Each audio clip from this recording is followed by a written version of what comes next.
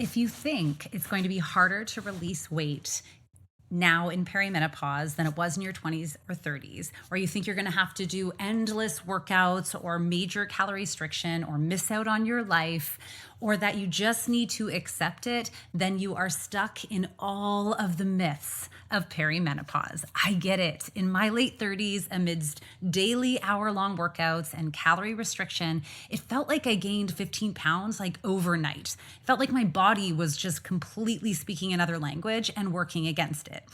What was also infuriating was waking up every night at 2 a.m. in a sweat, unable to fall back asleep, afternoon brain fog, crazy cravings, and why was everyone starting to annoy me?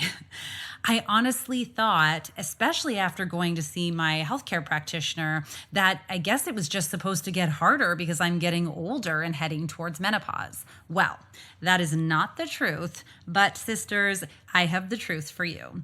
All you need to be successful in weight release during perimenopause and menopause is to first understand how this major hormonal shift impacts your metabolism. Secondly, eliminate the inflammation that is causing most of your symptoms. Optimize your hormones, and finally, just commit to a few habits that actually work with your hormones. It's easier than you think, and I can guide you step by step right through it. I have something very exciting to share with you, which is what helped me change everything. When I understood these steps, the scale moved, my sleep improved, my energy improved, and wow, everyone didn't annoy me anymore.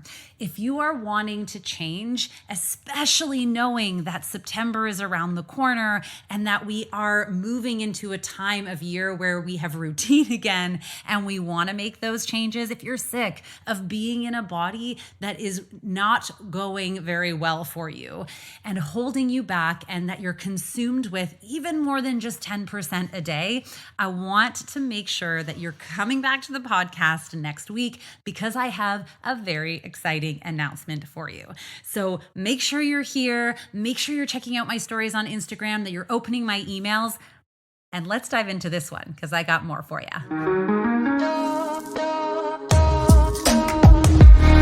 What's up, sisters? Welcome to the Period Whisperer podcast. I'm Bria. I'm your host. If you're new, I'm so happy you are here. I'm your perimenopause and menopause sister, your holistic trainer, hormone specialist, translator of your female body. I'm a recovering people pleaser and hustle addict turned body whisperer and hormone decoder. And I am here to help you de-stress your body, decode what it is saying, become the CEO of it, and own your own health, energy, and weight loss again. This show is for you, the overwhelmed, overworked, underappreciated step woman who dreams of a body they feel strong, energetic, and sane in. The woman who knows that she shouldn't just wave the white aging flag and believes in a body and life of peace, love, and purpose. But you don't just know how to get there yet. So if you are stuck in your body, your energy, your life, you are in the right spot. Let's lean in and learn what our bodies are saying to us. Hey, sisters. Welcome to this episode of the Period Whisperer podcast. I'm your host and guide, Bria Gad. I am really excited to share something extra special with you guys today. I had sent out some huge request favors to a couple of the women I've had a chance to work with to come on and share a bit about this journey and what it means to be going through perimenopause, what it means to be healing. And I have a really special guest on who, guess what, said yes. So I'm excited to introduce you to her. But first, I just want to say, one of the things that helped me so much when I was struggling was seeing what was possible in other people and identifying, myself in their story. So I'm grateful to have Kellyann on here to share some of her story. I hope that it gives you light and inspiration and just awareness of what is possible and that you're not alone. So I am so excited to have one of my very favorite clients on, Kellyann. Thank you so much for being here. I really appreciate you. Oh, I'm so excited to be here.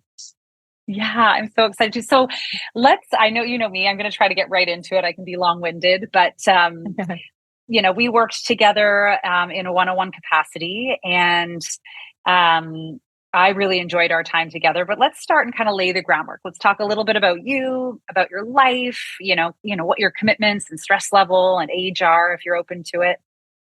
Okay, sure. Yeah, so I just turned 46 last month, and I felt yeah. So my lifestyle, I'm married with a couple of pups. I'm a RN practicing as a health coach now. So I really did feel like I had a lot of education and sort of the tools that I needed. But this perimenopause perimenopause phase just really um, surprised me, hit me out of the blue. Um, so yeah, that's my lifestyle is, kind of basic. I'm not traveling all the time. I'm just regular Monday through Friday. So not doing a lot of extra things that would really wear me out. But yeah, just all of a sudden started to really wear me down. It's almost like, I mean, obviously it's shocking for anyone to start to go through these hormonal shifts, but it's Hmm. a really funny thing when you're in the wellness industry, like as an RN and now also a health coach. Like, I was the Hmm. same as a personal trainer and nutrition coach. It's like you think you have it figured, and then Hmm. it's like the world's like, nah, your body's like, you got nothing. Right. And I've always hated the word getting, the phrase of, oh, I'm getting old, or that ageism that is really pervasive in especially our American culture. So I was always determined to catapult it, get away from it somehow.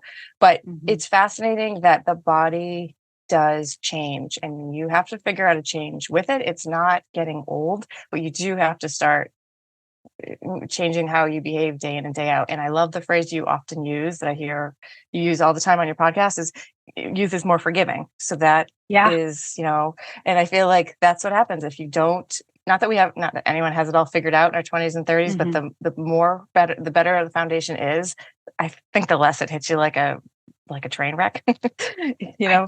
totally agree with you. And I think it's a nicer perspective instead of being like, oh, I'm just getting old. It's like, oh, well, maybe I just don't have the gift of youth on my side. Like, really, the Mm, things that we work on and we need and the strategies we need to heal in perimenopause, really, we should always have been doing. It's just that, yeah, mm, youth is forgiving. So it kind of yeah. just lets us pretend we're invincible and, bob and Yep. weave around the things and shove a bunch of stuff under the rug. So lucky to us. Doing a lot more Okay. housekeeping. Yeah, right. Yeah, right. Now we're like, oh, now I really have to stop being a hoarder of bad habits, and actually Totally. throw things down. Look at our Right. junk. Yeah, it can feel like unpacking, right? Like I'm unpacking my Mhm. life or I'm unpacking these habits. Um, Definitely. so when we met, how had you been Mhm. feeling in your body when we first started to connect? Like what was keeping Mhm. you stuck or awake at night? Right. So yeah, I think I've been listening to your podcast a good 3 months because I did the typical Google all the things before, when things started to Yeah. get really rough. And so I looked up, looked for podcasts on the Apple podcast, found your podcast. So I was listening to it for a few months Mhm. and again felt like um I I just your big message was always like, if you're doing all the things and it's still not working, and you're thinking about your body a lot and the mindset is, the mindset might be the piece. And for me, that's what it felt like. I felt like I knew the tools, but there was another Mhm. piece. I was really, really exhausted to the point that I was ready for bed on a Friday night at 8:30. Um, yes, I love sleep. Yes, a good night's sleep is wonderful once in a while, but I can't function. And It I was just feeling weight wasn't coming off. Um, I was working out, I was eating right, and I still just felt like I have no energy. I think that was my biggest feeling was just lack of energy. Mhm. Really feel anymore, not wanting to make plans because I never knew how my body was going to feel. So, Mhm. and the feeling of probably just like who is this person in this body? Like I've known how to. We've been together for a while. I know how to operate, and all of a sudden I don't know the answers right now. Yeah, and I feel that so well. It's like when you don't have the energy to do anything, like it really starts to feel sad in life, right? Because you're like, Right. not only do you feel lost and not like yourself, but life is is meant to be lived. You're meant to thrive in it. You're meant to experience things. That's where our new energy comes from. So Right. I don't know if that's how you felt, but definitely for me as well, like that lack of energy was a real, not only do I not feel like doing the things I need to do to feel better, but like I don't even feel like going out and spending time with people. Right. Right. Mhm. And I'm in Maine, so the winters are quiet and low, and it's an acceptable time to be in the winter time to Mm. just reel it in. But the spring was Mhm. coming, and I was like, "Ugh, I can't. I don't know what to do. I don't know how to Mhm. function in this world in the next few months." So I think that's Yeah. what really led me to reach out and get some help. Awesome. Well, I'm so glad you did. Yeah. I'm so glad you did.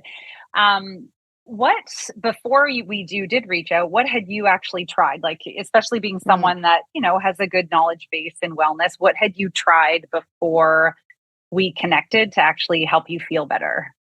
Mm-hmm. Well, pretty diligent as far as eating the foods. I eat really well. I made sure as months were going on, I was feeling better. I just kept doubling down on nutrition. So I was really upping my protein with each meal, making sure I had roughly 30 grams with each meal.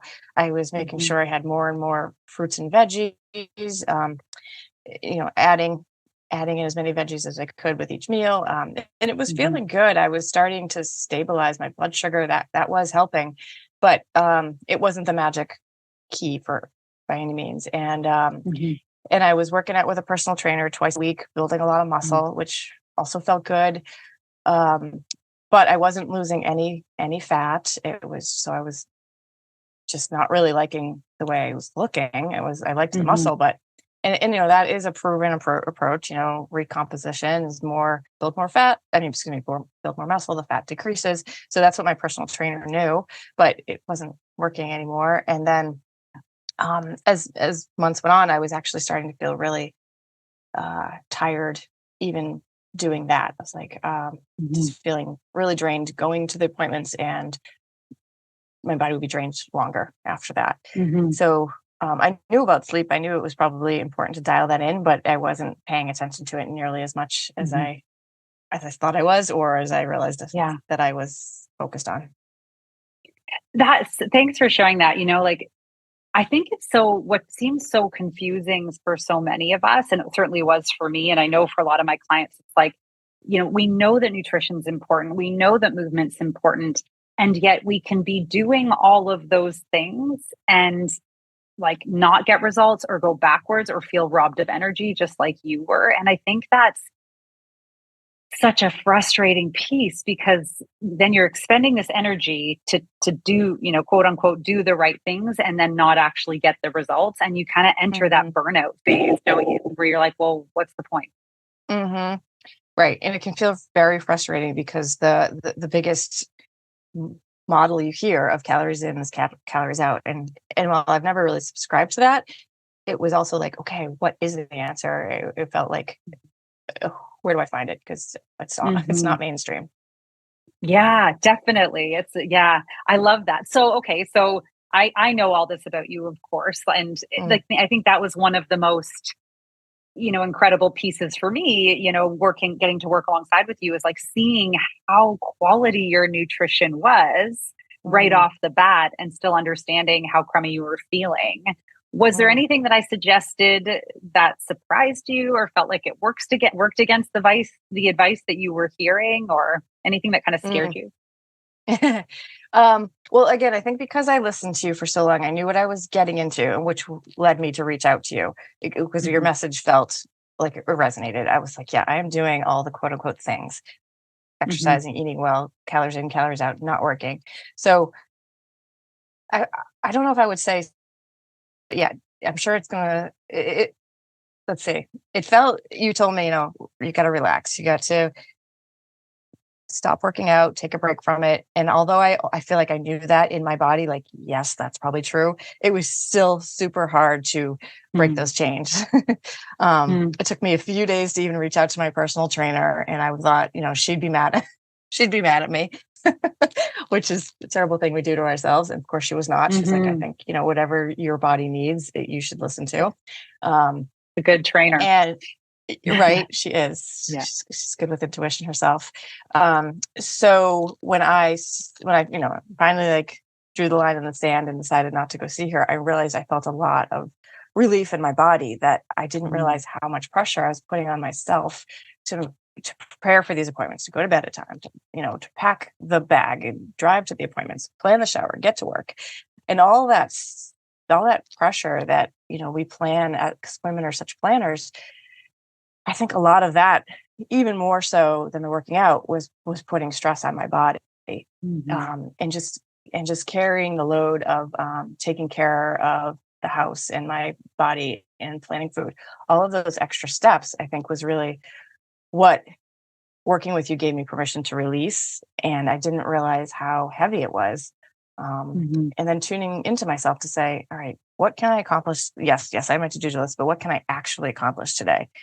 Giving myself permission to relax on the mat for 30 minutes instead of being like, okay, next stop, grocery store, next stop, make dinner, and it's Mhm. like, okay, 30 minutes to scroll on my phone in the parking lot because I don't have the energy to get into the grocery store versus going home, relaxing for an hour, seeing my dogs, chilling out. Like that Mhm. restored me. And we think TV or screen time restores us, and it really doesn't. So I think permission to just lean into balance and lean into that Mhm. relaxation is really what the biggest message from you that was different that my body heard. Mm. I love that. And, you said something there that I hear like has just become so glaringly obvious to me with all the women I get to work with and even in myself. We think we already know something in our gut Mm, and yet we don't follow that thing. It's like our mm, mind kind of decides not to. So for you, it was like, I thought maybe my workouts were too much for me, or I thought maybe I'd be better taking a bit of a rest. And yet we don't do those things. And mhm. I will tell you almost every time I work with a woman, they know, like they know what they need to do. We've really been taught not to trust ourselves. Yeah, Tell me yeah. if you agree or not with that. Yeah, I agree, and I think because everything felt so hard, I thought if I took that off my plate, then I'd never get back to the gym, that Yeah. there would be no way to actually exercise my body. So I think part of me was almost, bearing down because things felt a little out of control. Hmm. And yeah, I can go back whenever I want. There's no one's going to say, Yeah. "Oh, you're done. You're not allowed to come to the gym anymore." So Yeah. it's just silly what we we put on ourselves. Yeah, it really is. And, we were talking before we started the podcast of it just like ultimately any change, whether it's like body composition change through workouts or whether it's nutritional changes or whether it's a change at work, like it all requires energy.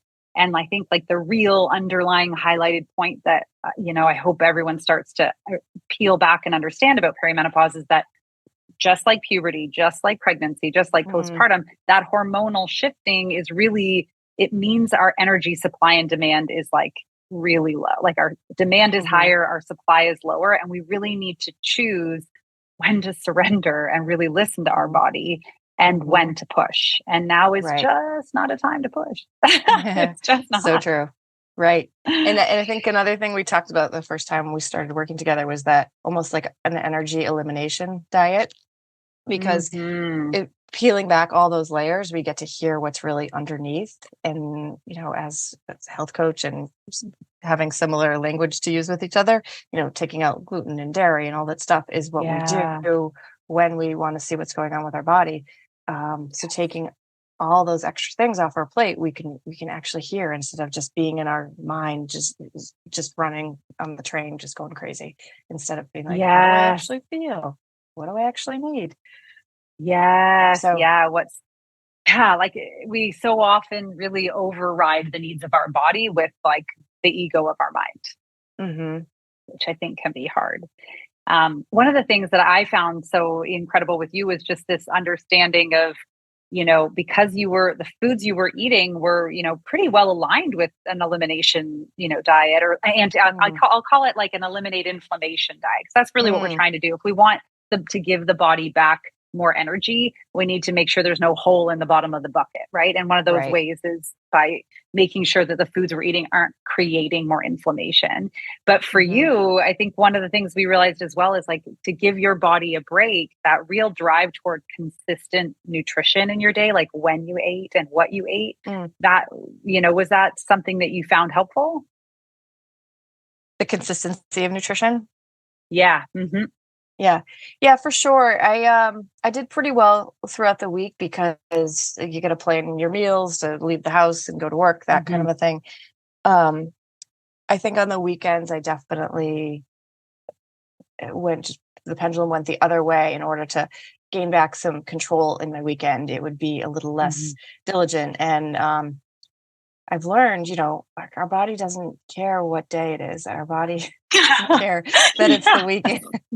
it still wants to eat and be fed and be rested. So, Yeah. much like a little baby, you can't just say, "Hey, I'm at the beach today. I'm not going to feed you." So, Yeah. and it's like, yeah, we spend 5 out of 7 days taking care of it, and then doesn't understand when it doesn't get taken care of for a couple days. And then the learning again through you is like, then there's a long recovery because youth Hmm. is less forgiving. We don't jump back into it Hmm. Monday and our body feels great. You feel it for a couple of days. So Yeah. learning to not skip meals, learning to take care of my body on the weekends.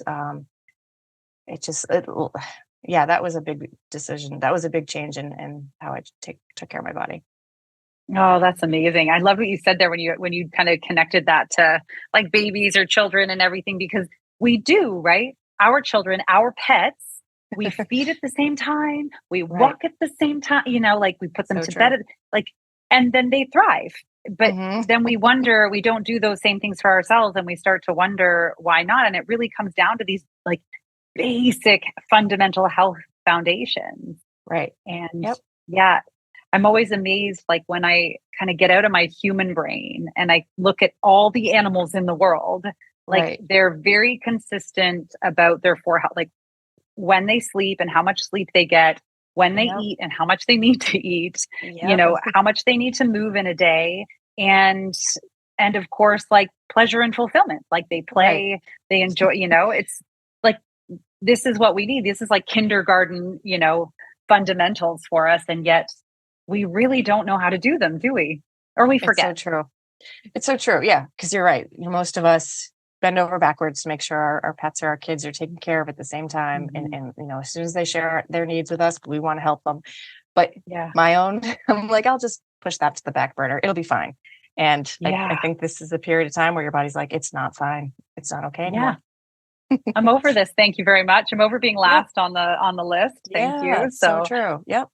I Yep. love that. And I think the other piece I'm always aware of is like just because of the lack of energy, and the lack of specifically progesterone at this time, Mm-hmm. we're like actually less tolerant to things. So Mm-hmm. it's like a Right. really perfect time to change, because you kind of like you're just so annoyed right now. You have to Right. do something. You can't pretend otherwise. Right. Right. Yeah, and it's almost a benefit that you have to be out in the world because I'm like, I can't be around other people with this kind of energy. I have to reel it Yeah. in somehow. I have to feel better. Yeah, definitely. I love that. I love that. And you do so that so well. So you were like the exhaustion piece, like the frustrating stuck weight piece. I know that the exhaustion piece was a real big one for you, and that kind of limits us in all Hmm. areas, not wanting to go out. How are you feeling now that you're a couple months in? Mm-hmm. Yeah, I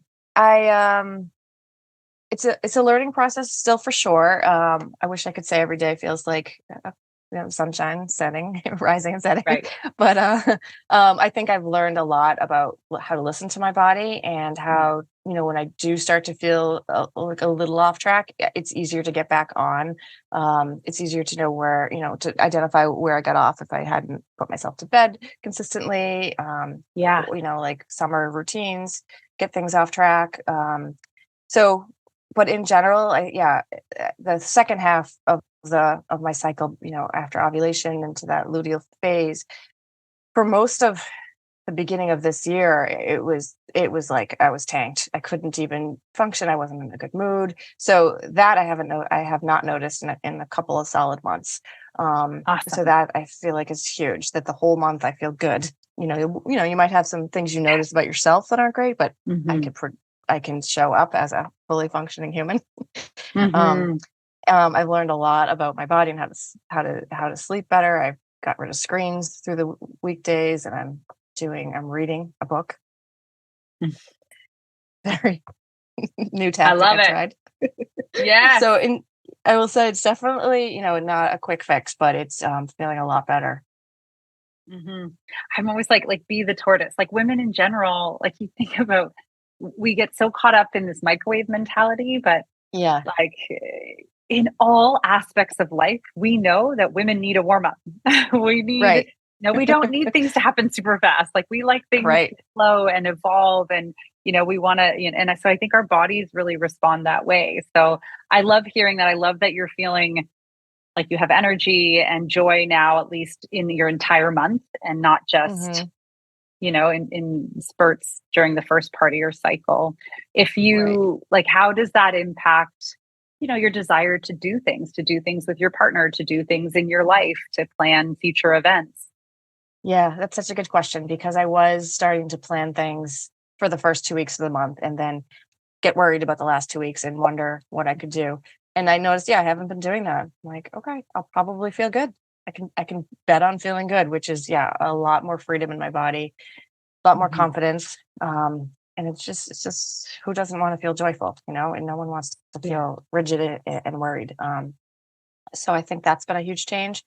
Um, and I think I've actually started to feel confident over like preparing for the next 5 to 10 years, knowing that the hormones are going to continue to change. Now I feel like I have some new routines and pillars that'll help me navigate instead of feeling like, oh my God, am I just going to feel worse? Yeah. Yeah. So, Amazing. I'm mhm, so happy yep, to hear that. So, okay. So here's my big question then for you. What do you mhm, think women who are also going through, because this is who's listening, as you know, it's like women who are just like you, just like me, are listening uh-huh. to this podcast right now. What do you think that as they go through this hormonal shift, what do you think they really need to know, if you could share like one key thing for them? Oh, just one. um, Okay, you can give me a couple. That's fine. Under um, three and under. yes, I got three, so that's perfect. Okay. So first of all, don't be afraid to let your body tell you what it needs. This is a time where we're all shifting and changing, so it's okay to shift and change with it. Where I feel like most of us try and like get rigid and just do the thing that has always worked. It's okay to relax and go with the flow, literally, and let your body tell you what it needs. And that Mhm. could be reaching out to other women because I think we're too fearful of being judged by other women for not having it all together. So that is one, even though it's a few sentences. I And love the it. No, other that's great. That's great. the other one is number two would be focus on your sleep like you would as you take care of others, what you do for a small child or your pets. Um, that sleep is sometimes looked as, like there's so many, it's disrespected in this culture, we'll get sleep if we're dead or other minimizing comments. But it's like it's the cornerstone for hormone, for longevity, for your weight, for your skin. It's really Mhm. important to make that a priority for yourself. And thirdly is to eat. Women have been brainwashed that they need less calories, that they don't need to eat as frequently. They skip meals. It messes with blood sugar, which also messes with all the hormones that we're trying to balance right now. Yeah. Amazing. So get some support. Don't be afraid to reach out to your friends, to people, to Hmm. talk about it. We were just talking about this actually before we got on. It's just how Yeah. it can feel hard to be vulnerable and share that you don't have all things together. And Hmm. yet that is how we learn. That is how we Hmm. connect. That is how Hmm. we can be struggling with something, and it can also be true that we still have our what together. We're fine and we're okay, and we Exactly. don't need to be considered a mess for that. We're just working on improving a certain area of our lives. Right. Yes, and as women, we tend and befriend. That's what our hormones do. So Wow. somehow we have judged each other so strongly, but we are actually improve our hormones, our oxytocin when we connect. That's a real study. I love that. So, okay. So just say that again. We tend and befriend. Can you just say a little bit more about that for people? Yeah, it's something I've learned through my health coaching studies, that oxytocin is released when women connect with each other. It actually depletes it depletes. It goes down when we come apart from each other. That's the feel good hormone. So we actually bring more stress in our body when we push each other away. So I think it's a study that's been called Tend and Befriend, or it's the outcome that they've decided after the study is that women tend and befriend. They come together to tend each other. Yes, I love that. Right. And I feel that too, like just being on our calls together, I always feel really good when I get off. I always feel really, better. And I think so that's an incredible share. Who knew we were going to get this kind of outcome out of this call? So thank you for your expertise. So tend and befriend, connect, sisters. Yeah. And sleep and eat regularly.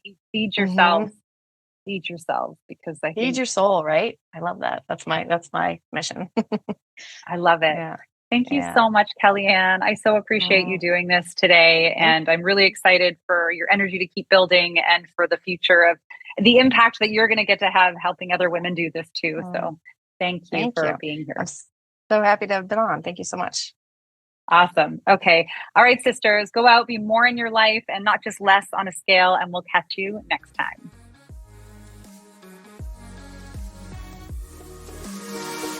Thank you so much for joining me on the Period Whisperer podcast. I want to encourage you to reach out to me directly and message me if there are topics or things you're struggling with, so we can address those right where you are at. And of course, if you loved this episode, if you learned something, make sure to share it with your friends and please rate and review it wherever you get your podcasts.